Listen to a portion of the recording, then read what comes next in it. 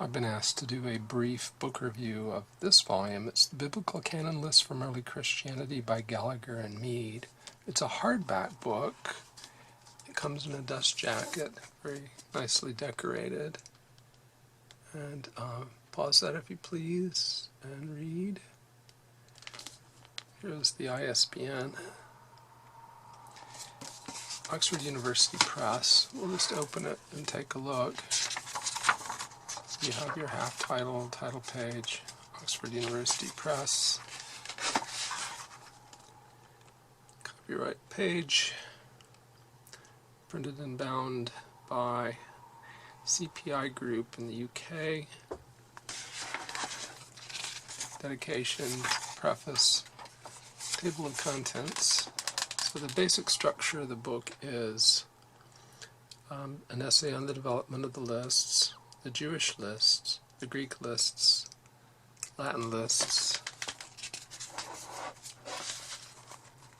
Syriac lists, then selected manuscripts, an appendix on the Antilegomena, the books that are spoken against,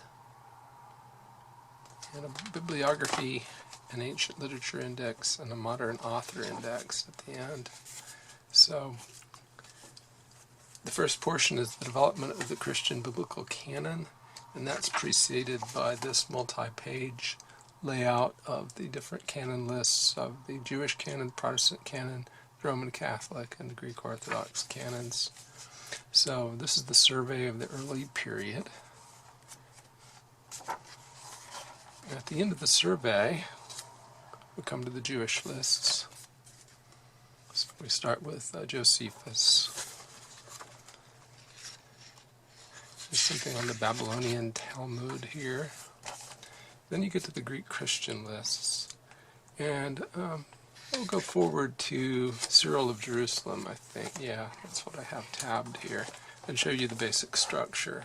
So there's a general paragraph here that introduces Cyril of Jerusalem to you and mentions that he gives his canon list in his work, Mystagogical Catechesis, his catechetical lectures. And in Catechesis 4:33 through 6, that's where you find his discussion of what is and what is not divine scripture. So if we look into here, you'll see that you have two columns. You have a Greek column on the left and an English column on the right. And here he's given some background on the Septuagint.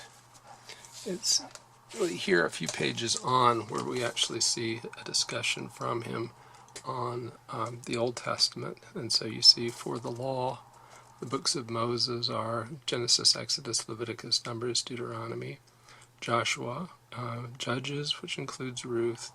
So they're making sure that the count comes up to either 22 or 24, as it typically did in the Jewish lists. And you do that by combining books. So 1st and 2nd Samuel, which were called 1st and 2nd Kings, are actually just one book. Paralipomenon there is Chronicles. 1st and 2nd Esdras. A recurring theme is that 1st and 2nd Esdras may be Ezra and Nehemiah, but they're probably the Septuagintal book of 1st Esdras, which is like the combined books of Ezra and Nehemiah.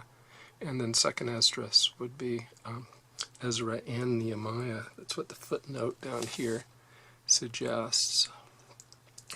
Certainty in this matter is precluded, though Cyril probably intended the two works known in the Greek tradition as Esdras A and Esdras B, with the use of these titles, not Ezra and Nehemiah.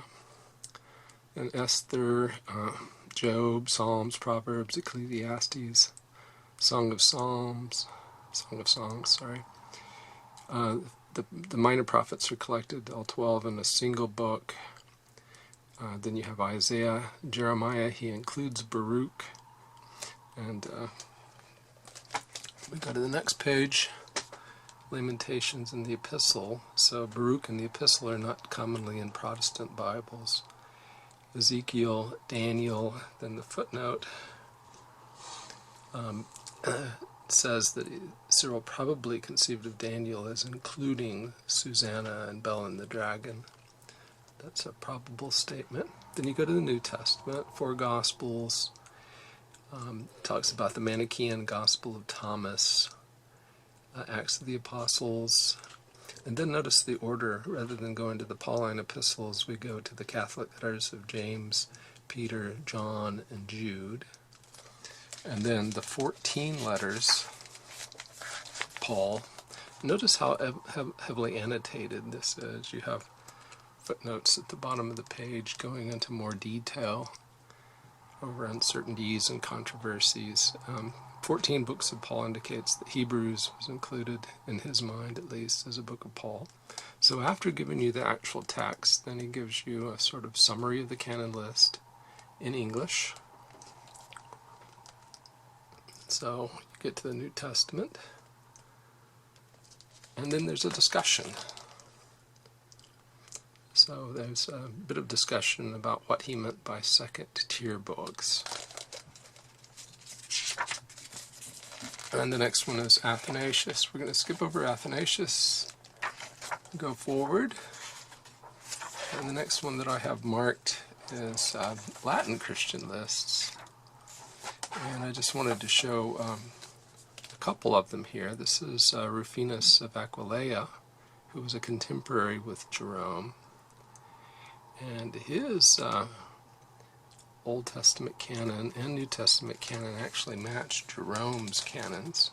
So here you see the same sort of thing again. You have text this time in Latin and English. Both are included.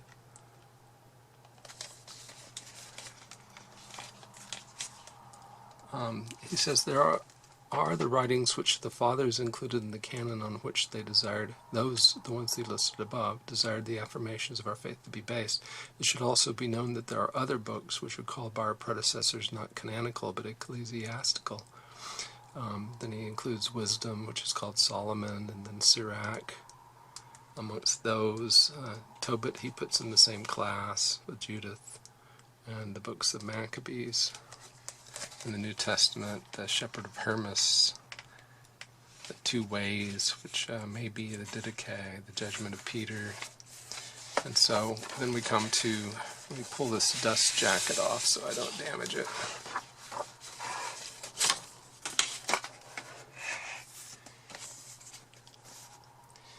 Okay, so the canon list of Rufinus.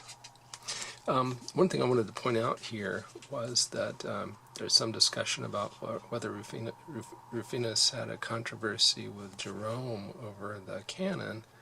The authors say the canons are the same, so much so that even the non-canonical books that they approve for liturgical use closely cohere. The disagreement, Kelly intends to highlight, concerns not the biblical canon but the biblical text. Rufinus argues strongly in favor of adhering to the Septuagint Greek text, in Latin translation, of course, that had become traditional in the Church, and which Jerome had challenged through his own Latin translation from the Hebrew text. And those of you who've watched the channel for some time know that I lean strongly toward the Rufinus camp there rather than the Jerome camp. A little bit later you come to Augustine's list, and Augustine is where we see great confidence in Tobit and Judith and the 2 books of the Maccabees in the Old Testament, and Wisdom and Ecclesiasticus, aka Sirach. New Testament is pretty much the same. And there's a list from Pope Innocent.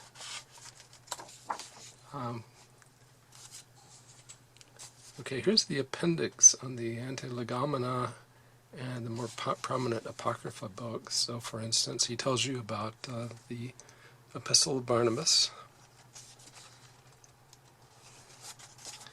the books of Baruch, which you may or may not be familiar with, Sirach, the epistles of Clement, epistles attributed to Clement. Here is the bibliography, multiple page bibliography. Ancient Literature Index. So the way this works is if you want to know where in this volume Genesis 1:1 is referred to, you go to page 125 and look at note 263 and you'll see it referenced. Philo is in here, Didymus the Blind, Hippolytus. Various codices are discussed here. I think I skipped over that section, but he does have a section back here about codices after the Syriac list. Here we go. So you had the Syriac list, and the Syriac list here, St. Catherine's Monastery Syriac manuscript. And if you read Syriac, that's wonderful. I do not. So here is some text about various manuscripts and the books that are included in the manuscripts. And so, for instance, Sinaiticus included Wisdom and Sirach, 151 Psalms of David, not just the 150. And then in the New Testament, it included Barnabas and the Shepherd of Hermas.